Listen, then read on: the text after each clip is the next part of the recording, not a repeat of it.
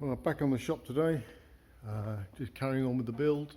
I'll give you a bit of an update of what's been going on over the last few days. We've got windows coming tomorrow, so I'll be getting on with putting the windows in over the next few days. Interestingly, I opened an account with a motor caravan suppliers, supposedly for a trade discount. Once I went through all the process of setting it up and proving that I had a trade account with other people, as I'm a builder and I have a trade account with Travis Perkins, it turned out that the windows were more expensive from these people than they were from Magnum Motorhomes. So, but you have to be very careful. You're comparing like to like initially with the prices.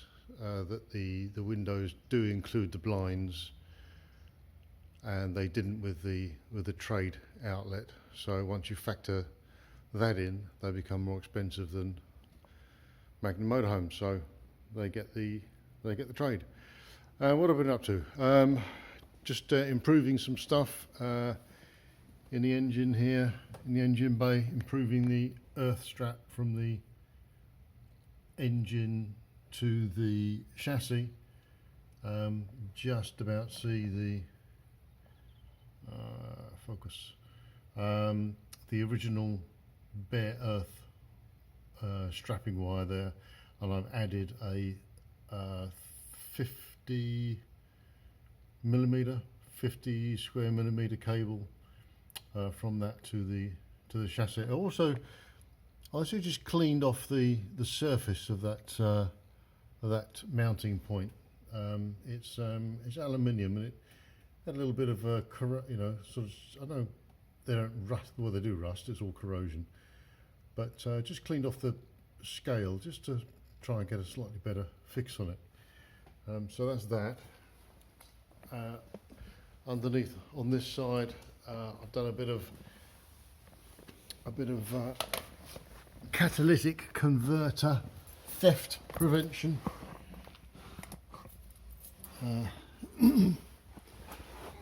There's the cat.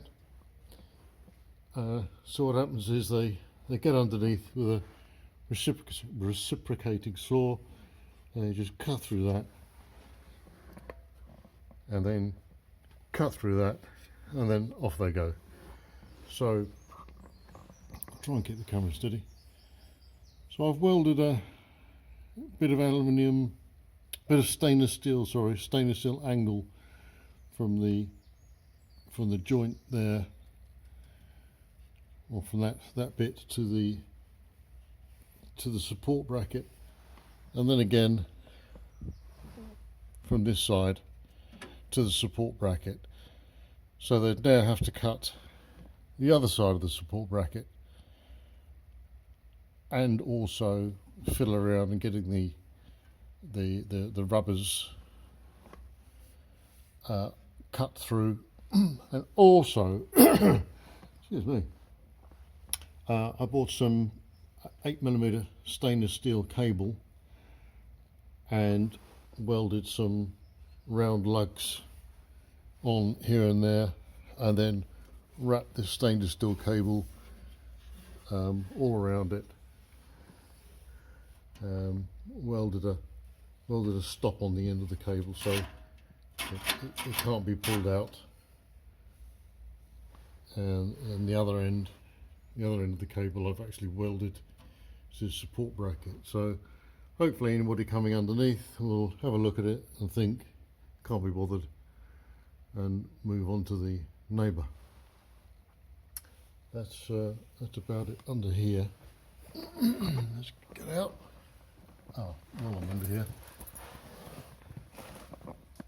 I fixed the air intake and exhaust for the whale water heater.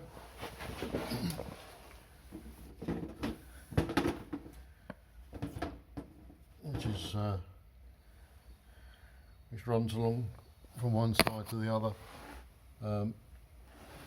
I'll put a bit of stainless steel angle pop riveted that to this lip at the bottom of the van, and then pop riveted the whale bracket onto that.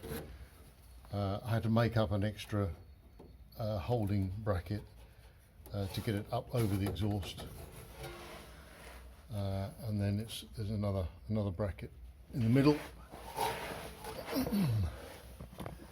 and another one there, and then it has to make this quite sharp bend to get back into the exhaust side, as the water tank has to face this way, and I'll show you why when I get up top. But that's okay. The pipe is long enough to reach all the way to the other side. Over there you can just see the noise. Let's crawl down here. This is the Propex gas and electric water air heater. This is a fiddly one. I accidentally cut the pipe in the wrong place, so I had to get a bit of inch copper and join those two together, which is fine. A supporting bracket just off the Propex heater. The exhaust goes out to away from the awning side to the back of the wheel. I mean, it's not ideal. I'd like it a little bit further, but further away from the back of the wheel, but that's as far as I can get it. I had to buy these stainless steel elbows to come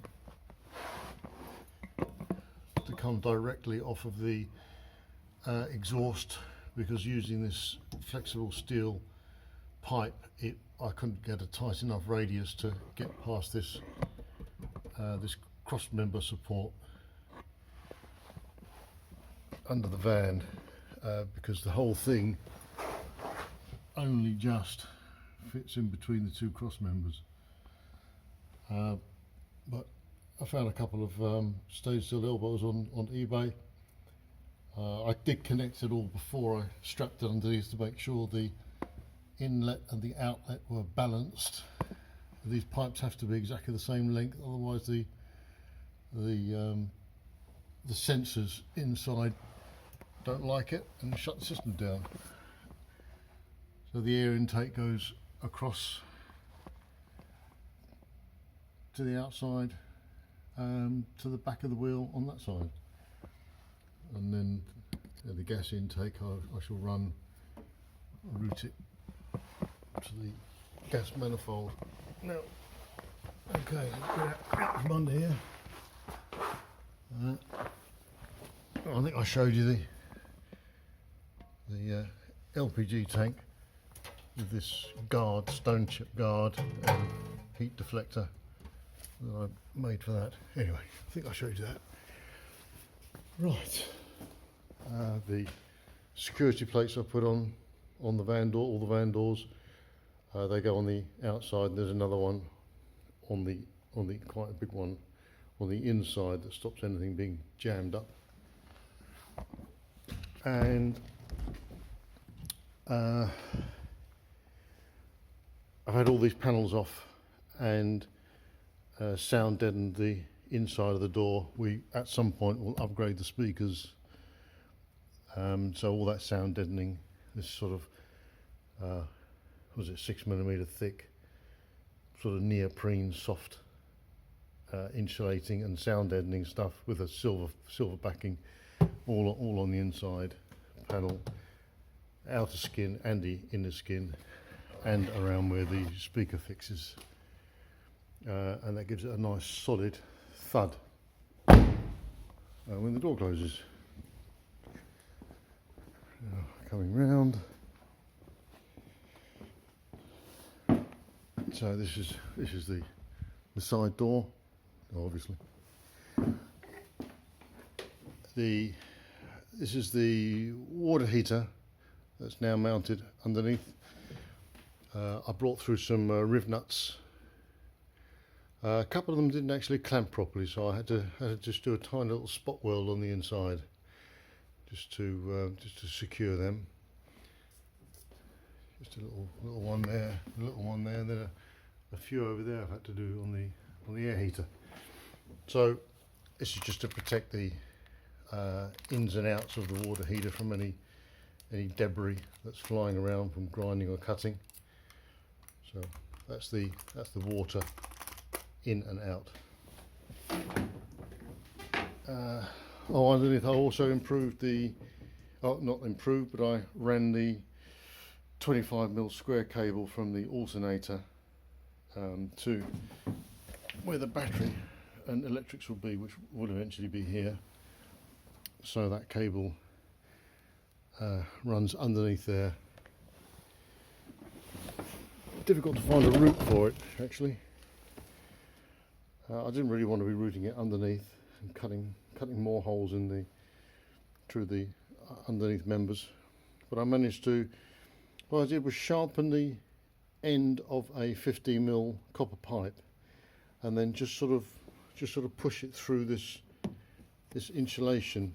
Sort of turned it and pushed it until I came all the way through, and had to do it from both sides, from this side up to about here, and then from this side up to about there.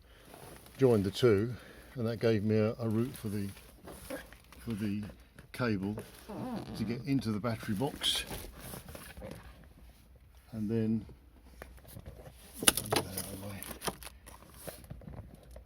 you can see that, probably not.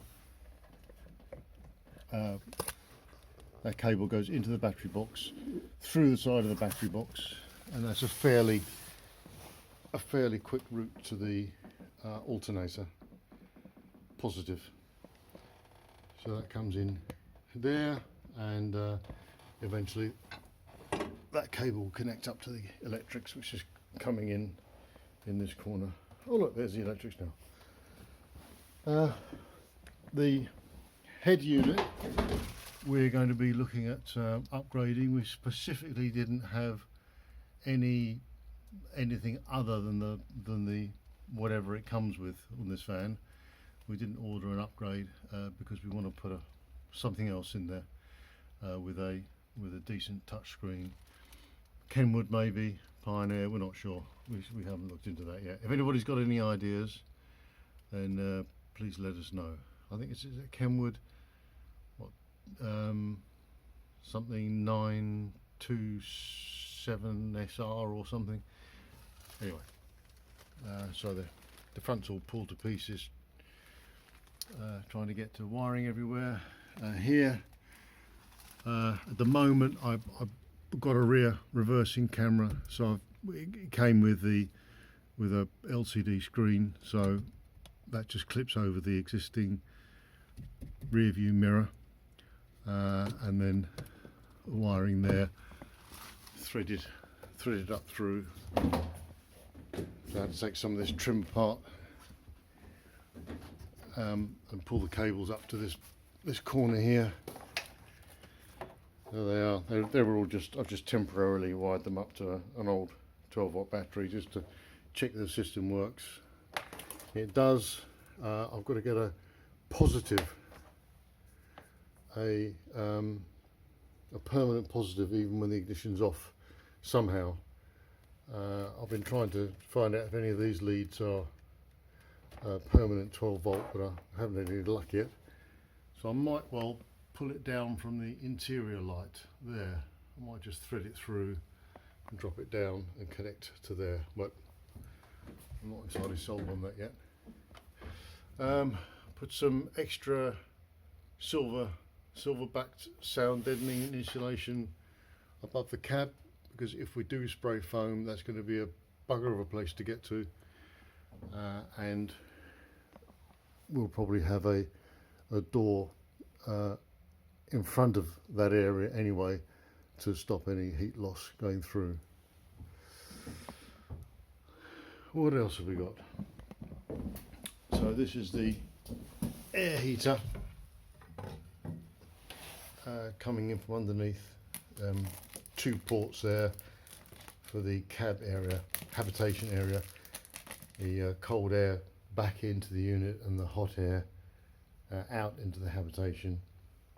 It's also powered by 240 mains with the cables in there. And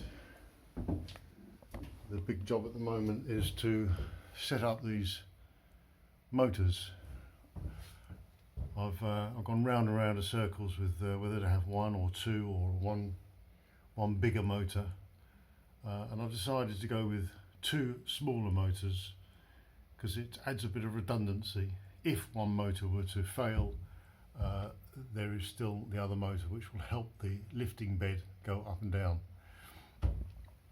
So I've just been putting some making up some brackets to fit this motor to, and with the van having a curved roof, I'm just sort of sizing up what spaces I need at this front edge of the bracket to enable this shaft to become level and in line with the motor on the other side.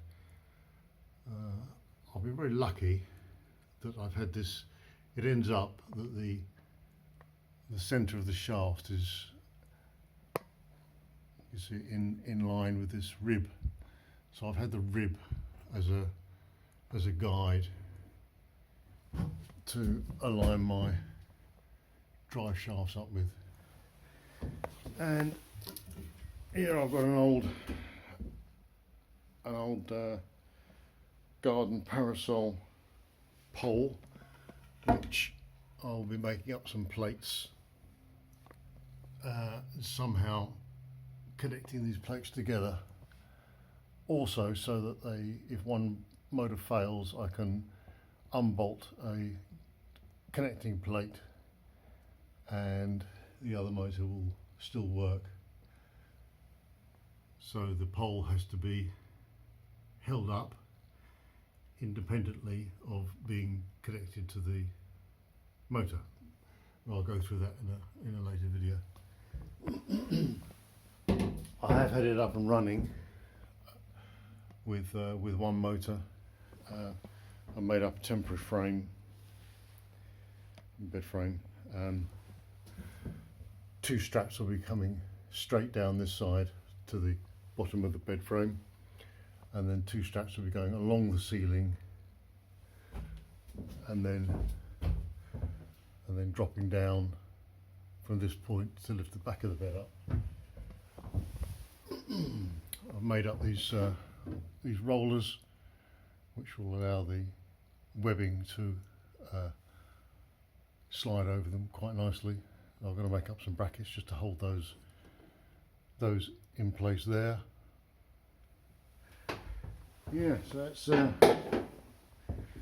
that's about it for now. Chaos in the workshop, but then it is with this sort of stuff. Yeah, I'll see you all on the next one. Cheers.